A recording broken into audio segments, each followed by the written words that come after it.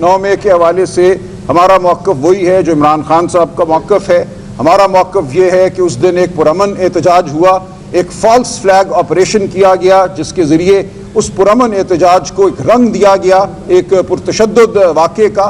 ہم بارہا یہ تقاضا کر چکے ہیں کہ ہمیں پوری CCTV فوٹیج دکھائی جائے. یہ دکھایا جاتا ہے کہ ایک صوفہ جل رہا ہے, اس سے پہلے کے 5 یا 10 سیکنڈ کیوں نہیں دکھائے جاتے کہ اس صوفے پر کس نے کوئی مواد پھینکا جس کی وجہ سے آگ لگی. ہم تقاضا کر رہے ہیں کہ پوری فوٹیج دکھاؤ, وہ نہیں دکھائی جاتی.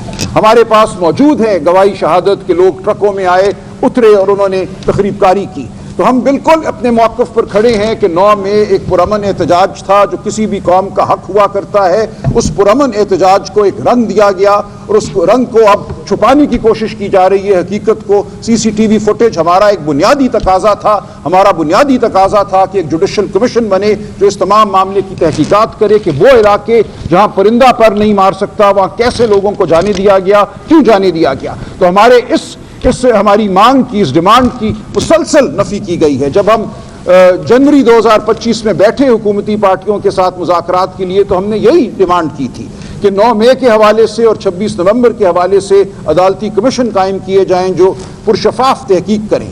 اس ڈیمانڈ کو نہیں مانا گیا.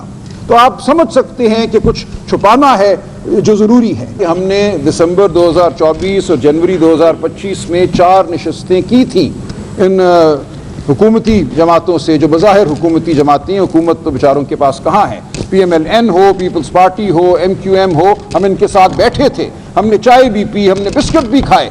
ہم نے ان سے صرف یہ کہا کہ ہمیں عمران خان سے اڈیالہ جیل میں ملاقات کرنے دو اس مذاکراتی وفد کو.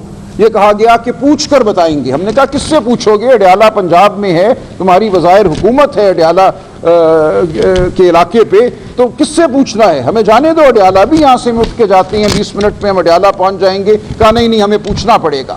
اور پھر کہا کہ نہیں, اجازت نہیں ملی, ہم آپ کو نہیں اجازت دے سکتے اڈیالہ جانے کی. تو آپ یہ بتائیے کہ ایک بے بس مجبور ایک حکومت, بظاہر حکومت جو ہے, اس سے کب تک ہم مذاکرات کرتے رہے. ہم نے 4 نشستیں اس کے بعد بھی کی. ہم نے کہا کہ اچھا آپ کے اتنا تو اختیار میں ہے وزیر اعظم کے کہ تحقیقاتی کمیشن بنا دیے جائیں. 9 مئی کے حوالے سے, 26 نومبر کے حوالے سے, وہ نہیں بنائے گئے. 26 نومبر کے حوالے سے گولیاں چلی, لاشوں کو ہم نے خود اٹھایا. انکار کیا جاتا ہے کہ کوئی گولی نہیں چلی. ہم نے کہا بنا دو کمیشن, لوگوں کو آنے دو, جن کے پیارے شہید ہوئے ہیں ان کو آ کر بیان کرنے دو کہ اس دن کیا ہوا. جو صحافی وہاں موجود تھے اس تمام علاقے میں, جو گولیاں انہوں نے سنی, جو گولیاں انہوں نے چنی زمین سے, ان کو پیش کرنے دو. کہا کہ نہیں, یہ ہم نہیں ہونے دیں گے. تو جب جھوٹ پر مبنی آپ مذاکرات کرنا چاہیں تو ہمیں ان مذاکرات سے کوئی دلچسپی نہیں ہے. ہم چاہتے ہیں کہ اگر آپ سچائی کی جانب بڑھنا چاہتے ہیں, اگر آپ واقعتاً چاہتے ہیں کہ اس ملک میں سچ کا دور دورہ ہو اور حقیقت کو مانا جائے تو پھر ضرور مذاکرات ہو سکتے ہیں. لیکن اگر مذاکرات کا مقصد صرف وقت ضائع کرنا ہے تو وہ نہیں ہوں گے. کوشش تو یہی ہے نا اس نظام کی, وہ ریکاؤنٹنگ کے ذریعے ہو, وہ کسی کو نااہل قرار دے کر ہو, جیسے جمشید دستی صاحب کے ساتھ کیا گیا, ہمارے بلال اعجاز صاحب کو ریکاؤنٹنگ کے ذریعے اسمبلی سے باہر کیا گیا. اب اگر کسی کو وہ سزا دے کر باہر کرتے ہیں تو یہ تو ایک روش چل رہی ہے کہ PTI کا جو وجود ہے اس کو پارلیمان میں اور پارلیمان سے باہر کم کیا جائے. تو یہ کوشش وہ کرتے رہیں گے, لیکن دیکھیں یہ بے سود کوشش ہے. عوام میں PTI کا وجود کم نہیں ہو رہا. اصل حقیقت جو ہے وہ قائم ہے کہ پاکستان کی عوام بدستور عمران خان کے ساتھ کھڑی ہے اور عمران خان کے نمائندوں کے ساتھ کھڑی ہے. ان اسمبلیوں کی اہمیت میری نظر میں بہت کم ہے. جو جھوٹ پر مبنی اسمبلی ہے بہرحال وہ ہے. انہوں نے دھونس کے ذریعے, جھوٹ کے ذریعے 2/3 اکثریت بھی حاصل کر لینی ہے یا کر لی ہے. اب یہ 27ویں ترمیم لائیں یا 28ویں ترمیم لائیں, اس کا فیصلہ بالآخر پاکستانی قوم نے کرنا ہے کہ آئین پاکستان نے کس حالت میں قائم رہنا ہے. خان صاحب کو ہم سے دور کر دیا گیا ہے.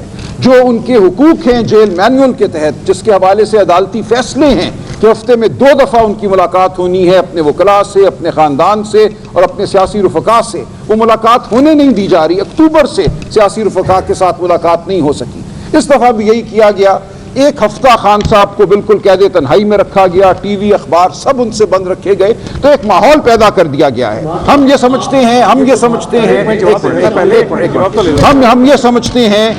سمجھتے ہیں کہ یہ غیر معمولی اور مصنوعی صورتحال ہے. بالکل PTI اپنے ورکر کے ساتھ کھڑی ہے. PTI کے ورکر جانتے ہیں کہ ہم کہاں کھڑے ہیں. یہ ایک صورتحال ایک مخصوص حالات میں پیدا ہوئی ہے. اگر یہ مخصوص حالات نہ ہوتے تو شاید یہ صورت مختلف ہوتی. آپ نے جو سوال کیا یہ سوال روز ہوتا ہے مجھ سے کہ کیا کریں گے آپ 5 اگست کو جس سے کوئی تبدیلی آ جائے گی. ٹھیک, اور عالیہ حمزہ کو آپ نے کیا روکنے کی کوشش کی ہے, تو دونوں کا میں جواب دینا چاہوں گا. دیکھیں 5 اگست جو ہے وہ کوئی ہم یہ نہیں کہہ رہے کہ ایک ایسا دن ہے جس دن تمام دنیا بدل جائے گی. ہم یہ کہہ رہے ہیں کہ 5 اگست پوری قوم کو دعوت ہے کہ اب اٹھ کھڑے ہو اور چل پڑو, اور اس وقت تک چلو جب تک آزادی ہمیں نہیں مل جاتی. یہ کوئی کام پی ٹی آئی کا نہیں ہے. دیکھیں اگر بطور صحافی آپ پہ تلوار لٹکی ہے تو یہ پی ٹی آئی پہ نہیں ہے, یہ آپ پر, آنے والی نسلوں پر, سب پر ایک تلوار لٹکا دی گئی ہے. ہم نے اس تلوار کو توڑنا ہے. یہ کوئی پی ٹی آئی کا معاملہ نہیں ہے. اگر ووٹ کو چوری کرنے کی روایت چل گئی ہے, ہمیں اب یہ کہا جاتا ہے کہ یہ نیو نارمل ہے, اگلا الیکشن بھی ایسے ہی ہوگا, بھول جائیں, وہی لوگ الیکٹ ہوں گے جن کو ہم چاہیں گے الیکٹ کروانا, اور کوئی الیکٹ نہیں ہوگا. تو یہ کیا پی ٹی آئی کا معاملہ ہے؟ اگلے الیکشن میں کون سی جماعت کہاں کھڑی ہوگی ہم کیا جانتے ہیں. تو ہماری پوری قوم سے یہ گزارش ہے کہ یہ پی ٹی آئی کا معاملہ نہیں ہے. Imran Khan P T I کی جنگ نہیں لڑ رہے, وہ پاکستانی قوم کی جنگ لڑ رہے ہیں, وہ بنیادی حقوق, بنیادی اقدار کی جنگ لڑ رہے ہیں. تو 5 اگست کو کیا ہوگا میں آپ کو اس کی تصویر ابھی نہیں دے سکتا, لیکن پاکستانی قوم سے ہمارا یہ تقاضا ہے, ہماری یہ پکار ہے کہ اس دن اپنے لیے, اپنی نسلوں کے لیے کھڑے ہو, اور پھر کھڑے رہو.